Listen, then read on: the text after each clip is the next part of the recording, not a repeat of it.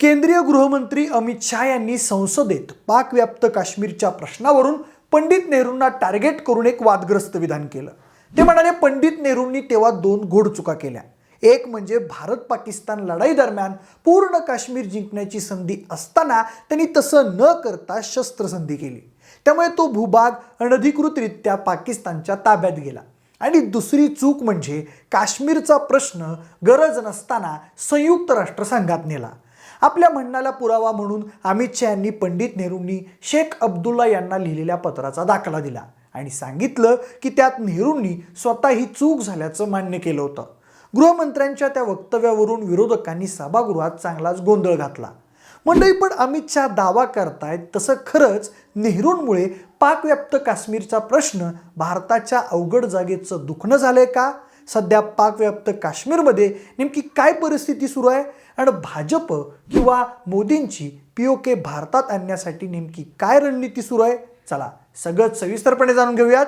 नमस्कार, मी प्रथमेश आणि तुम्हाला तर माहिती आहे आपला विषयच भारी आहे। मंडळी, सुरुवातीला आपण पीओके मध्ये नेहरूंची भूमिका नेमकी काय राहिली होती ते जाणून घेऊ। तर ही गोष्ट सुरू होते फाळणीच्या काळापासून, जेव्हा भारत आणि पाकिस्तान हे दोन देश दक्षिण आशियामध्ये अस्तित्वात आले। त्या काळात काही मूळ संस्थानिक राज्ये देखील होती जी या दोन नवनिर्मित देशांमध्ये सामील झाली होती। पश्चिमेकडील सौराष्ट्राजवळील जुनागड हे एक मोठं संस्थान होतं। तिथली लोकसंख्या 80% हिंदू होती, पण तिथं नवाब मेहबत खान तिसरा या मुस्लिम शासकाची सत्ता होती। बराच काळ तिथं अंतर्गत सत्ता संघर्ष देखील चालू होता आणि मे 1947 मध्ये सिंध मुस्लिम लीगचे नेते शाहनवाज भुट्टो यांची तिथं दिवाण म्हणून नियुक्ती करण्यात आली होती। मोहम्मद अली जिना यांच्याशी त्यांचा जवळचा संबंध होता। जिना यांच्या सल्ल्यानुसार भुट्टो यांनी 15 ऑगस्ट 1947 पर्यंत भारत किंवा पाकिस्तानमध्ये सामील होण्याचा कोणताही निर्णय घेतला नाही। मात्र स्वातंत्र्य घोषित होताच जुनागडने पाकिस्तानसोबत जाण्याचा निर्णय घेतला होता, तर पाकिस्ताननं महिनाभर त्या आवाहनाला प्रतिसाद दिला नव्हता। 13 सप्टेंबर रोजी पाकिस्ताननं तार पाठवून जुनागडचं पाकिस्तानमध्ये विलीनीकरण करण्याची घोषणा केली। काठियावाड सरकारसाठी आणि भारत सरकारसाठी हा मोठा धक्का होता। किंबहुना जिना जुनागडचा मोहरा म्हणून वापर करत होते, पण राजकीय बुद्धिबळाच्या पटलावर त्यांची नजर होती काश्मीरवर, कारण काश्मीर म्हणजे धर्तीवरचा स्वर्ग। असो, पण पाकिस्तानात जायचं का भारतात राहायचं हे ठरवण्याचा अधिकार जुनागडच्या नवाबाला नाही तर तिथल्या जनतेला असला पाहिजे, असा भारत युक्तिवाद करेल याची जिना यांना खात्री होती।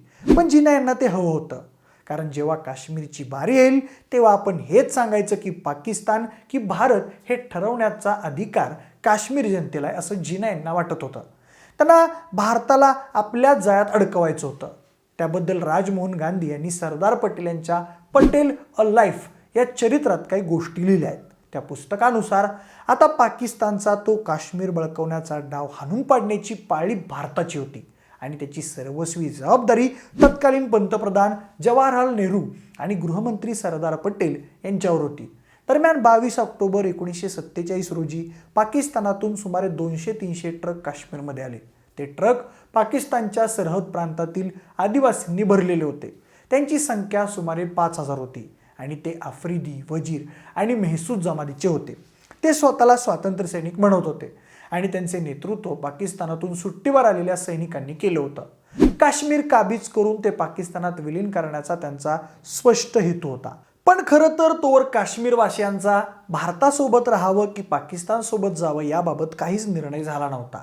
त्यावेळी जवळपास सर्व संस्थानं पाकिस्तान किंवा भारतासोबत गेली होती, पण जम्मू काश्मीर अजून गोंधळात होतं।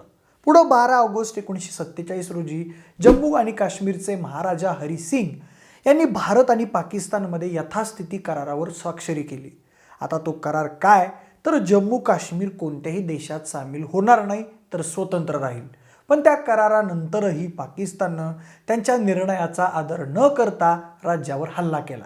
व्ही.पी. मेनन यांनी त्यांच्या the story of the integration of Indian states या पुस्तकात जम्मू काश्मीरमध्ये पाकिस्तानच्या आक्रमक कारवाईवर सविस्तर लिहिलेलं आहे। त्यांनी लिहिल्यानुसार ते हल्लेखोर आदिवासी एका पाठोपाठ एक भाग काबीज करत होते आणि 24 ऑक्टोबरला श्रीनगर जवळ येऊन पोचले होते। त्यांनी महारा पॉवर हाऊस गाठून ते बंद केलं, त्यामुळे संपूर्ण श्रीनगर अंधारात बुडालं। 2 दिवसात श्रीनगर काबीज करून शहरातील मशिदीत ईद साजरी करणार असल्याचं ते आदिवासी लोकांना सांगत होते. त्या आदिवासींशी लढण्यास महाराजा हरिसिंग स्वतःला असमर्थ मानत होते. ज्यावेळी राज्य त्यांच्या हातातून निसटते याची त्यांना जाणीव झाली त्यावेळी त्यांनी आपल्या राज्याचं वैयक्तिक स्वातंत्र्य विसरून भारताला मदतीचं आवाहन केलं. हरिसिंगांकडून मदतीचा संदेश मिळताच दिल्लीत काश्मीर संदर्भातील राजकीय हालचाली तीव्र झाल्या आणि 25 ऑक्टोबर रोजी लॉर्ड माउंटबॅटनच्या नेतृत्वाखालील संरक्षण समितीची एक बैठक झाली. तेव्हा गृहसचिव व्ही.पी. मेनन यांनी काश्मीरमध्ये जाऊन जमिनीवरील परिस्थितीचा आढावा घ्यावा आणि त्यानंतर सरकारला माहिती द्यावी असा निर्णय घेण्यात आला होता. त्यानुसार मेनन श्रीनगरला पोहोचले. पण तिथं गेल्याबरोबर त्यांना आपत्कालीन परिस्थितीची जाणीव झाली. काही तासांचा अवधी होता आणि 1-2 दिवसात आदिवासी शहरात दाखल होणार होते. काश्मीर वाचवण्यासाठी महाराजांकडे एकच मार्ग उरला होता आणि तो म्हणजे भारताची मदत मागणे. केवळ भारतीय लष्करच त्या राज्याला पाकिस्तानात जाण्यापासून वाचू शकत होतं. पण लॉर्ड माउंटबॅटन त्या स्वतंत्र राज्यात सैन्य पाठवण्याबाबत उदासीन होते. दरम्यान व्ही.पी. मेनन यांना पुढे जम्मूला पाठवण्यात आलं. ते थेट महाराजांच्या महालात पोचले. पण संपूर्ण वाडा रिकामा, वस्तू विखुरलेल्या दिसल्या. श्रीनगरहून आल्यानंतर राजा हरिसिंग झोपले असल्याचं आढळून आलं. मग मेनन यांनी त्यांना जागा करून सुरक्षा समितीच्या बैठकीत घेतलेल्या निर्णयांची माहिती दिली. त्यानंतर महाराजांनी तात्काळ इन्स्ट्रुमेंट ऑफ ॲसेशन म्हणजेच भारतात सामील होण्याच्या करारावर स्वाक्षरी केली. The story of integration of Indian स्टेट्समध्ये त्या प्रसंगाचं वर्णन करताना असं लिहिलंय की तेव्हा स्वाक्षरी करताना राजा हरिसिंहांनी मेनन यांना सांगितलं की त्यांनी आपल्या कर्मचाऱ्यांना आधीच सूचना दिल्या होत्या की जर भारत मदतीसाठी नाही पोचला तर मला झोपेत असताना गोळ्या घाला म्हणून. कारण उघड्या डोळ्यानं त्यांना जम्मू काश्मीरचा विध्वंस पाहता आला नसता. पण तशी वेळ आली नाही. खरं तर हा करार आधी सुद्धा होऊ शकला असता. पण मेनन यांनी असं लिहिलंय की काश्मीरच्या गुंतागुंतीच्या परिस्थितीमुळे महाराजांच्या बाजूनं विलंब झाला. काश्मीर राज्यात 4 भौगोलिक क्षेत्र होती. उत्तरेला गिलगिट, दक्षिणेला जम्मू, पश्चिमेला लडाख आणि मध्यभागी काश्मीर खोरे. जम्मूमध्ये हिंदू बहुसंख्य लोकसंख्या होती. लडाखमध्ये बौद्ध बहुसंख्य होते तर गिलगिट आणि काश्मीर खोऱ्यात मुस्लिम बहुसंख्य लोकसंख्या होती. पण राजा हिंदू असल्यानं तिथली सर्व उच्च पदे हिंदूंकडे होती आणि त्यामुळं मुस्लिम स्वतःला कमजोर मानत होते. शेख अब्दुल्ला यांनी मुस्लिम लोकसंख्येच्या त्याच दबलेल्या आकांक्षांना आवाज दिला आणि त्यांनी ऑल जम्मू काश्मीर मुस्लिम कॉन्फरन्सची स्थापना केली. त्या राजकीय संघटनेला धर्मनिरपेक्ष बनवण्यासाठी त्यांनी 1939 मध्ये नावातून मुस्लिम काढून टाकलं आणि फक्त नॅशनल कॉन्फरन्स हे नाव ठेवलं. शेख अब्दुल्ला यांनी महाराजा हरिसिंग यांच्या विरोधात अनेक निदर्शनं केली आणि 1946 मध्ये त्यांनी काश्मीर छोडो आंदोलन सुरू केलं. त्यानंतर ते बराच काळ तुरुंगात होते. पण तोपर्यंत ते काश्मीरचे सर्वात लोकप्रिय नेते बनले होते. पण जेव्हा ही सगळी गुंतागुंतीची परिस्थिती निर्माण झाली होती तेव्हा अब्दुल्ला यांनी डॉक्टर बाबासाहेब आंबेडकरांकडे काश्मीरला विशेष दर्जा देण्याची मागणी केली होती. पण त्याबद्दल डॉक्टर पी.जी. ज्योतिखर यांनी त्यांच्या अष्टद्रष्टा डॉक्टर बाबासाहेब आंबेडकर या पुस्तकात असं लिहिलंय की शेख अब्दुल्ला यांनी काश्मीरला विशेष दर्जा देण्याची मागणी केली होती. पण डॉक्टर बाबासाहेब आंबेडकरांनी स्पष्टपणे नकार दिला आणि त्यांना सांगितलं की तुम्हाला वाटतंय की भारतानं तुम्हाला संरक्षण द्यावं, रस्ते बांधावेत, लोकांना रेशन द्यावं आणि इतकं असूनही भारताला तिथं कोणतेही अधिकार नसावेत, तुम्हाला हेच हवे का? अशी मागणी मी कधीच मान्य करू शकत नाही. त्यानंतर आंबेडकरांवर नाराज असलेले शेख अब्दुल्ला परदेश दौऱ्यावर जात असताना नेहरूंकडे गेले. नेहरूंनी त्यावर गोपाल स्वामी अय्यंगार यांना कलम 370 तयार करण्यास सांगितलं. अय्यंगार त्यावेळी कोणतेही खाती नसलेले मंत्री होते. त्याशिवाय ते काश्मीरचे माजी दिवाण आणि संविधान सभेचे सदस्य राहिलेले होते. जनसंघाचे अध्यक्ष बलराज मधोक यांनी त्यांचं आत्मचरित्र विभाजित काश्मीर आणि राष्ट्रवादी आंबेडकर या विषयावर एक संपूर्ण प्रकरण लिहिलं आहे. मधोक त्यांच्या पुस्तकात लिहितात, मला तेव्हा आंबेडकर हे तथाकथित राष्ट्रवादी नेत्यांपेक्षा जास्त राष्ट्रवादी आणि तथाकथित विचारवंतांपेक्षा जास्त विद्वान वाटले. असो, जेव्हा काश्मीरला विशेष दर्जा देण्याच्या प्रक्रिया सुरू झाल्या त्यानुसार मेनन जेव्हा इन्स्ट्रुमेंट ऑफ ॲक्सेशन सह दिल्ली विमानतळावर पोहोचले तेव्हा त्यांना भेटण्यासाठी सरदार पटेल तिथं उपस्थित होते. ते दोघेही तिथं थेट सुरक्षा समितीच्या बैठकीत गेले. बराच काळ वाद झाला आणि शेवटी जम्मू काश्मीरच्या विलिनीकरणाच्या अटी मान्य झाल्या आणि भारतीय लष्कर काश्मीरमध्ये पाठवण्यात आलं. पण तरीही परिस्थिती सामान्य होईल तेव्हा तिथं सार्वमत घेण्यात येईल असंही त्यावेळी ठरलं होतं. दरम्यान 21 नोव्हेंबर रोजी नेहरूंनी काश्मीरबाबत संसदेत विधान केलं आणि त्यांनी सार्वमत घेण्याच्या आपल्या वचनाचा पुनरुच्चार केला, जेणेकरून काश्मीरमधील लोक त्यांचं भविष्य संयुक्त राष्ट्र किंवा तत्सम एजन्सीच्या देखरेखीखाली ठरवू शकतील. याच कारणावरून काल अमित शहा यांनी नेहरूंवर निशाणा साधला की नेहरूंनी भारत पाकिस्तानातील कळीचा मुद्दा काश्मीरचा प्रश्न संयुक्त राष्ट्राकडे आंतरराष्ट्रीय पातळीवर नेला. The story of the integration of Indian स्टेट्समध्ये असं लिहिलंय की पाकिस्तानचे पंतप्रधान लियाकत खान यांनी सार्वमताच्या आधी भारतानं आपलं सैन्य मागं घ्यावं अशी मागणी केली होती, पण नेहरूंनी तसं करण्यास नकार दिला. त्या करारानुसार जम्मू काश्मीरला विशेष दर्जा देऊन भारताचा भाग व्हायचं होतं. त्यानुसार जम्मू काश्मीर राज्याला संरक्षण, परराष्ट्र व्यवहार आणि दळणवळण वगळता इतर बाबींवर निर्णय घेण्याचा अधिकार होता. 1954 साली त्या करारामध्ये आणखी कलम 35 जोडण्यात आलं. करारानुसार जम्मू काश्मीरच्या कारभारात हस्तक्षेप करण्याचा किंवा कायदा लागू करण्याचा भारताचा अधिकार मर्यादित होता. राजमोहन गांधी यांनी त्यांच्या पुस्तकात लिहिलंय की जवाहरलाल नेहरू परदेशात होते. ऑक्टोबर 1949 मध्ये संविधान सभेत काश्मीरवर चर्चा झाली, ज्यामध्ये सरदार पटेल यांनी त्यांची मतं राखून ठेवली आणि त्यावर दबाव आणला नाही. संविधान सभेच्या अनेक सदस्यांनी त्यावेळी विरोध केला होता, पण त्यावेळी नेहरू परदेशात असल्यामुळं कार्यवाहक पंतप्रधान असलेल्या सरदार पटेल यांनी काश्मीरला विशेष दर्जा देण्याची मागणी मान्य केली. एवढंच नाही तर नेहरूंनी परदेशात जाण्यापूर्वी ज्या सवलती दिल्या होत्या त्यापेक्षाही अधिक सवलती त्यांनी दिल्या. शेख अब्दुल्ला अधिक स्वातंत्र्याची मागणी करत होते आणि आझाद व गोपाल स्वामींनी त्यांना पाठिंबा दिला, म्हणून सरदारांनी ते मान्य केलं. आझाद, अब्दुल्ला आणि गोपाल स्वामी हे नेहरूंच्या विचारांचे प्रतिनिधित्व करत होते, म्हणून सरदार पटेल यांनी नेहरूंच्या अनुपस्थितीत त्यांना विरोध न करण्याचा निर्णय घेतला असं सांगितलं जातं. अशोका विद्यापीठात इतिहास शिकवणारे प्रोफेसर श्रीनाथ राघवन यांचं असं मत आहे की काश्मीर प्रश्नावर एकट्या नेहरूंनी निर्णय घेतला हा गैरसमज आहे. आपल्या लेखात श्रीनाथ यांनी स्पष्ट लिहिलंय की काश्मीरवर मतभेद असूनही नेहरू आणि सरदार एकत्र काम करत होते. उदाहरण, काश्मीरला विशेष दर्जा देणारं कलम 370च घ्या. गोपाल स्वामी अय्यंगार, शेख अब्दुल्ला आणि इतरांनी त्या प्रस्तावाला पाठिंबा दिला, पण त्यांनी अनेक महिने काम केलं. ही खूप अवघड वाटाघाटी होती. नेहरूंनी सरदार पटेलांच्या परवानगीशिवाय कोणतंही पाऊल उचललं नाही. 15-16 मे रोजी सरदार पटेल यांच्या घरी त्या संदर्भात एक बैठक झाली, ज्यामध्ये नेहरू देखील उपस्थित होते. नेहरू आणि शेख अब्दुल्ला यांच्यातील कराराच्या आधारे अय्यंगार यांनी सरदारांना प्रस्ताव पाठवला, तेव्हा त्यांनी त्यावर एक टिप्पणी लिहिली. तुम्ही जवाहरलालजींना तुमच्या त्या कराराबद्दल सांगाल का? तुमच्या परवानगीनंतरच ते शेख अब्दुल्ला यांना पत्र लिहितील. अब्दुल्ला यांनी राज्यघटनेतील मूलभूत अधिकार आणि मार्गदर्शक तत्वांची अंमलबजावणी न करण्यावर भर दिला आणि ते म्हणाले की हे राज्याच्या संविधान सभेवर सोडले पाहिजे. याबद्दल सरदार पटेल नाराज होते, पण त्यांनी गोपाल स्वामींना पुढे जाण्यास सांगितलं. तोपर्यंत पंतप्रधान नेहरू परदेशात होते. ते परत आल्यावर सरदार पटेलांनी त्यांना पत्र लिहिलं की दीर्घ चर्चेनंतरच मी पक्षाला सहमती देऊ शकतो. श्रीनाथ यांनी त्यांच्या एका लेखात लिहिलंय की सरदार पटेल हे कलम 370चे निर्मातेही होते, तर राजमोहन गांधी यांनी त्यांच्या पुस्तकात लिहिलंय की काश्मीरबाबत भारत सरकारच्या अनेक पावलांमुळे वल्लभभाई संतापले होते.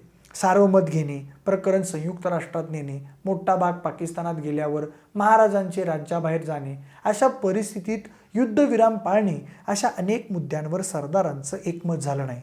वेळोवेळी त्यांनी काही सूचना दिल्या आणि टीकाही केली, पण त्यांना काश्मीर प्रश्नावर तोडगा सुचला नाही. खरं तर ऑगस्ट 1950 मध्ये त्यांनी जयप्रकाशजींना सांगितलं की काश्मीर प्रश्न सुटू शकत नाही. जयप्रकाशजी म्हणाले की सरदारांच्या मृत्यूनंतर त्यांचे अनुयायी देखील हे प्रकरण कसं सोडवावं हे सांगू शकले नाहीत, आणि हे एक सत्य होतं.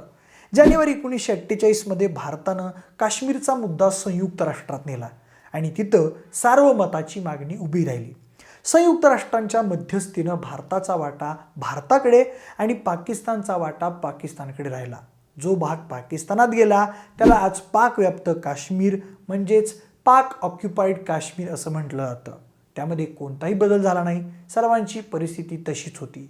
जुलै 1949 मध्ये महाराजा हरिसिंग यांनी त्यांचा मुलगा करण सिंग यांच्याकडे गादी सोपवली. त्यानंतर शेख अब्दुल्ला आपल्या सहकाऱ्यांसह संविधान सभेत सामील झाले. त्यावेळी भारतीय राज्यघटना बनवली जात होती. 1950 साली भारतीय राज्यघटना लागू झाली आणि कलम 370च्या आधारे जम्मू काश्मीरला विशेष राज्याचा दर्जा मिळाला. भारतीय संविधान सभेत चर्चेदरम्यान जम्मू काश्मीरला विशेष दर्जा देण्याबाबत प्रश्न उपस्थित करण्यात आला. तेव्हा विधानसभेचे सदस्य गोपाल स्वामी अय्यंगार म्हणाले, भारत सरकारनं जम्मू काश्मीरच्या जनतेला आश्वासन दिले आहेत. काही मुद्द्यांबाबत त्यांना भारतासोबत राहायचं आहे की वेगळं करायचं आहे असं विचारण्यात आलं. लोकांचं मत जाणून घेण्यासाठी आम्ही सार्वमत घेण्यास बांधील आहोत, मात्र त्यापूर्वी तिथं शांतता प्रस्थापित करून न्याय सार्वमताचे आश्वासन दिले जावे. तर जम्मू काश्मीरमध्ये कधीही सार्वमत झालं नाही. त्या संदर्भात भारत आणि पाकिस्तानचे आपापले तर्क आहेत. दुसरीकडं जम्मू काश्मीरमध्ये संविधान सभेच्या बैठका झाल्या आणि जम्मू काश्मीरच्या भारतासोबतच्या संबंधांवर दिल्ली करार करण्यात आला. त्या करारात केंद्र सरकारनं जम्मू काश्मीरच्या स्वतंत्र ध्वजावर सहमती दर्शवली असून तो ध्वज भारताच्या ध्वजाचा प्रतिस्पर्धी असणार नाही असं म्हटलं होतं. आजही पीओकेमध्ये भारताचा हिस्सा आहे हे कळावं म्हणून नेहरूंच्या काळापासून तिथं विधानसभेच्या 24 जागा आरक्षित ठेवल्या जातात. तर अशा पद्धतीनं पाकव्याप्त काश्मीर भारत आणि पाकिस्तान या दोघांसाठी अवघड जागेचं दुखणं होऊन बसलं आहे आणि प्रत्येक वेळी भाजप नेत्यांकडून त्या प्रकरणी नेहरूंना टार्गेट केलं जातं. तसंच भाजप नेत्यांकडून पाकव्याप्त काश्मीर म्हणजेच पीओके भारतात समाविष्ट करून घेण्याच्याही घोषणा केल्या जातात. पण मंडळी, सध्या पीओकेची अवस्था खूप खराब आहे. गेल्या काही दिवसांपासून पाकव्याप्त काश्मीरी लोकांमध्ये अस्वस्थता आहे. पाकव्याप्त काश्मीरमधील गिलगिट बाल्टिस्तानमध्ये तर गरिबी बेरोजगारीमुळे युवक पाकिस्तान सरकार विरोधात निदर्शनं करत आहेत. खरं तर पाकिस्तान आता सध्या ज्या आर्थिक संकटातून जात आहे त्याचाच हा परिणाम असल्याचं बोललं जात आहे. पण दुसरीकडे भाजपचे नेते असं सांगतायत की येत्या काळात पाकव्याप्त काश्मीर भारतात आणणार. तसंच भाजप नेते असाही दावा करतात की जम्मू काश्मीरमधलं 370 कलम हटवल्यानंतर काश्मीरची जी प्रगती झाली ती आता पीओकेमधील लोकांना आकर्षित करत आहे. त्यांना स्वतःहून भारतात यायचं आहे. पण खरंच तसं आहे का? त्याबद्दल पीओकेमधील लोकांचं नेमकं काय म्हणणं आहे? तर एका सर्वेनुसार पीओकेमधील 70% तरुणांचं असं म्हणणं आहे की आम्हाला पाकिस्तानसोबत जायचं नाही. त्यापैकी अनेकांचं असं म्हणणं आहे की एकतर आम्हाला स्वतंत्र राज्य म्हणून राहणं आवडेल किंवा जिथं आम्हाला जास्त फॅसिलिटीज मिळतील, आमच्या मूलभूत हक्कांची पूर्तता केली जाईल, आम्हाला संरक्षण दिलं जाईल, तिकडं जाणं आम्ही प्रिफर करू. भारताच्या अंडर जे काश्मीर आहे तिथल्या सोयीसुविधा चांगल्या असल्याचंही त्या लोकांनी अनेक मुलाखती दरम्यान सांगितलेलं आहे. दरम्यान काश्मीरमधील हिंदू बहुल भागातील लोकांवर पाकिस्तानी आर्मीकडून जे अतिक्रमण केलं जात आहे त्याला कंटाळून काही लोकांनी आता तिथं पाकिस्तान विरुद्ध आंदोलन देखील चालू केले आहेत. तसंच काहींनी उघडपणे भारतात येण्याची इच्छा बोलून दाखवली. पण आता ते प्रॅक्टिकली शक्य आहे का? तर नाही, कारण सध्या तो प्रदेश आंतरराष्ट्रीय पातळीवर युनोकडे प्रलंबित आहे. दरम्यान पीओकेमधील पिचलेल्या जनतेचे नेते येत्या मार्चमध्ये त्याबाबतीत जिनिव्हामध्ये परिषद घेणार आहेत. त्याबाबतची चर्चा नुकतीच ब्रिटनमध्ये एका बैठकीत झाली आहे. काश्मीरचे शेवटचे हिंदू राजे महाराजा हरिसिंग यांचे नातू आणि भारतीय जनता पक्षाचे नेते अजातशत्रू त्यासाठी पुढाकार घेत असल्याचं बोललं जातंय. पण नुकत्याच झालेल्या राजस्थानच्या निवडणुकीत माजी लष्कर प्रमुख आणि विद्यमान केंद्रीय मंत्री VK सिंग यांनी पाकव्याप्त काश्मीर स्वतःहून भारतात येईल असं भाष्य केलं होतं. काळाच्या ओघात नैसर्गिक पद्धतीने ही प्रक्रिया होईल असाही त्यांचा दावा आहे. म्हणजे 5 महिन्यांपूर्वी गृहमंत्री अमित शहा यांनी या संसदेत एक आकडेवारी मांडली होती. त्यांच्या मते काश्मीरमध्ये 370 कलम हटवल्यापासून दहशतवादाच्या घटनात 70% घट झाली. मग त्यावेळी बोलताना त्यांनी सोनिया गांधी आणि मनमोहन सिंग यांच्यावरही हल्ला चढवला. ते म्हणाले 1994 ते 2004 या काळात दहशतवादाच्या एकूण 40,164 घटना घडल्या. 2004 ते 14 दरम्यान सोनिया गांधी आणि मनमोहन सिंग यांच्या कार्यकाळात दहशतवादाच्या 7,217 घटना घडल्या होत्या. नरेंद्र मोदी सरकारच्या काळात 2014 ते 2023 या काळात दहशतवादाच्या केवळ 2,000 घटना घडल्या. त्यात 70% घट झाली आहे. येत्या काळात पीओकेबद्दलही आपण तशीच ठोस भूमिका घेणार असल्याचे संकेत त्यांनी दिले आहेत. तसंच कालच्या भाषणात त्यांनी असंही सांगितलं की 2019 साली विभाजन होण्याआधी राज्यात विधानसभेच्या 111 जागा होत्या.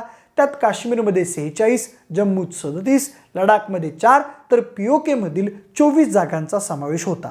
4 ऑगस्ट 2019 रोजी कलम 370 रद्द केलं आणि राज्याला मिळालेला विशेष दर्जा संपला. त्यानंतर राज्यात 107 जागा राहिल्या. राज्यातील मतदारसंघाची पुनर्रचना करण्यासाठी केंद्र सरकारनं परिसीमन आयोग नियुक्त केला. त्या आयोगाच्या शिफारसीनुसार आता जम्मूत 43, काश्मीरमध्ये 47 जागा करण्यात आल्या आहेत. तर पाकव्याप्त काश्मीरमध्ये राहणाऱ्या लोकांसाठी 24 जागा आहेत। या जागा तोपर्यंत रिक्त राहतील जोपर्यंत या भागावर पाकिस्तानचा ताबा असेल।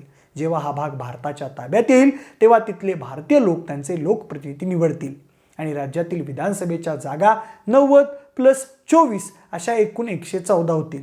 आता अमित शहा यांच्या या वक्तव्यानं येणाऱ्या काळात काश्मीर आणि पीओकेमध्ये सुपरफास्ट घडामोडी घडतील असे संकेत आहेत। काश्मीरचा मुद्दा येणाऱ्या काळात पुन्हा एकदा राजकीय पटलावर येईल अशी ही चर्चा आहे। खरं तर आंतरराष्ट्रीय पातळीवरही यावरून राजकारण तापलेलं आहे, पण अमित शहा यांच्यावर पलटवार करताना काँग्रेस नेते अधीर रंजन चौधरी म्हणाले, पाकिस्तान व्याप्त काश्मीरबाबत संसदेत एक अख्खा दिवस चर्चा व्हायला हवी, कारण हा काही छोटा वाद नाही। देशातल्या जनतेला या वादाचं गांभीर्य आणि खोली माहिती असायला हवी। त्याचबरोबर गेल्या अनेक वर्षांपासून पंतप्रधान नरेंद्र मोदी आणि गृहमंत्री अमित शहा पाकव्याप्त काश्मीर हिसकावून घेण्याच्या घोषणा करत आहेत। अमित शहा जसं म्हणतायत त्याप्रमाणे आपण असं मानूया की नेहरूंनी चूक केली होती। अमित शहा गेल्या दशकाभरापासून तीच तक्रार करतायत। 2019 मध्ये कलम 370 हटवण्यात आलं तेव्हा लोकसभेत अमित शहा म्हणाले होते, पीओके सियाचीन हा सर्व काश्मीरचा भाग आहे। तसंच अमित शहा हा भाग परत मिळवण्याचा दावा करत होते। त्यांच्या सरकारला आता 10 वर्ष होत आली आहेत। अटल बिहारी वाजपेयी यांचं 6 वर्ष सरकार होतं। या एकूण 16 वर्षांमध्ये पाकव्याप्त काश्मीर घेण्यापासून तुम्हाला कोणी अडवलं होतं? या देशात 2 पराक्रमी नेते आहेत, एक मोदी आणि दुसरे शहा। या दोघांना पाकव्याप्त काश्मीर घेण्यापासून कोणी रोखलंय? काँग्रेस खासदार अधीर रंजन चौधरी पुढे म्हणाले, पाकव्याप्त काश्मीरचं राहू द्या, किमान तिथून एक सफरचंद तरी आणून दाखवा। पाकव्याप्त काश्मीरमधून चीन पाकिस्तान इकॉनॉमिक कॉरिडॉर बनवला जातोय, त्यावर मोदी आणि शहा का गप्प बसले आहेत? तुम्ही G7, G20, शांघाय परिषदांना जाता, मग तिथे जाऊन पीओकेसाठी प्रयत्न का करत नाही? पाकव्याप्त काश्मीर घेऊन दाखवा। काँग्रेसला जमलं नाही ते काम तुम्ही करून दाखवा। एखादं सफरचंद आणून दाखवा। तेवढं केलं तरी तो तुमचा मोठा पराक्रम असेल। लडाखमध्ये अतिक्रमण झालंय, गलवान खोऱ्यातल्या घटना सर्वांना माहीत आहेत। तर मंडळी, पीओकेची अशी सध्या वादग्रस्त परिस्थिती आहे, पण तुम्हाला नेमकं काय वाटतंय? पीओके ही नेहरूंची चूक होती का? आगामी काळात पीओके भारताचा हिस्सा होईल का? नरेंद्र मोदी आणि अमित शहा पीओकेला भारताचा हिस्सा बनवू शकतील का? तुमची मतं आम्हाला कमेंट करून नक्की सांगा। जर हा व्हिडिओ आवडला असेल तर लाईक आणि शेअर करा। सोबतच आपल्या विशेष भारी या यूट्यूब चॅनलला देखील सबस्क्राईब करायला विसरू नका। धन्यवाद।